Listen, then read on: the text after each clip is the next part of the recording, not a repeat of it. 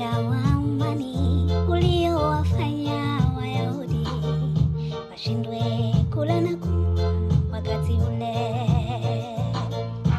Waraka wa amani uliowafanya Wayahudi washindwe kula na kunywa wakati ule.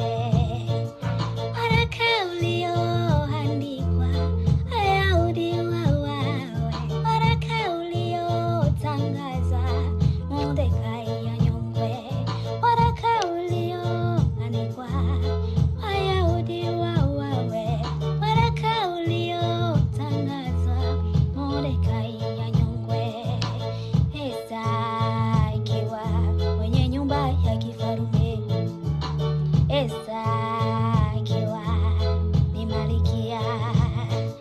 Ndipo Mordekai alirarua mavazi yake.